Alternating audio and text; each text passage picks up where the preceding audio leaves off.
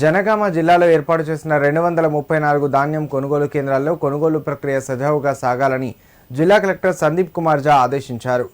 ప్రతి కేంద్రానికి రవాణా వాహనాలు అందుబాటులో ఉన్నాయని, లోడింగ్, అన్లోడింగ్ త్వరగా పూర్తయ్యేలా చర్యలు తీసుకోవాలన్నారు. గోనె సంచులు సమృద్ధిగా ఉన్నాయని, నిర్వాహకులు బాధ్యతతో వ్యవహరించి కొనుగోలు ప్రక్రియను సాఫీగా కొనసాగించాలని సూచించారు. జనగామ జిల్లా బచ్చన్నపేట మండలం, పోచన్నపేట, జనగామ మండలం, షమీర్పేట ప్రాంతాల్లోని ఐకేపీ కొనుగోలు కేంద్రాలను కలెక్టర్ సందీప్ కుమార్ జా ఆకస్మికంగా పరిశీలించారు. ఈ సందర్భంగా కలెక్టర్ మాట్లాడుతూ కొనుగోలు చేసిన ధాన్యం సెంటర్లలో నిల్వ ఉండకుండా అదే రోజు ట్యాగ్ చేసిన మిల్లులకు తరలించాలని సూచించారు.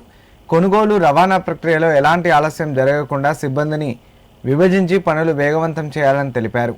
ఇందిరా మహిళా శక్తి పథకం కింద ఈసారి ఐకేపీకి ఎక్కువ కేంద్రాలు కేటాయించగా మహిళా సంఘాలు రికార్డు స్థాయిలో ధాన్యం కొనుగోలు చేసి ఆదర్శంగా నిలవాలని ఆకాంక్షించారు.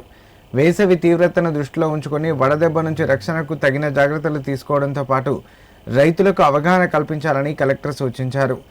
అలాగే బచ్చన్నపేట మండలం చిన్న రామెంచర్ల గ్రామంలోని హెచ్పీ పెట్రోల్ బంక్ను కూడా కలెక్టర్ సందర్శించి పెట్రోల్, డీజిల్ నిల్వలను పరిశీలించారు. రిజిస్టర్ స్టోరేజ్ ట్యాంక్ లెక్కలను సరిపోల్చి సరిపడ నిల్వలు ఉన్నాయని నిర్ధారించారు.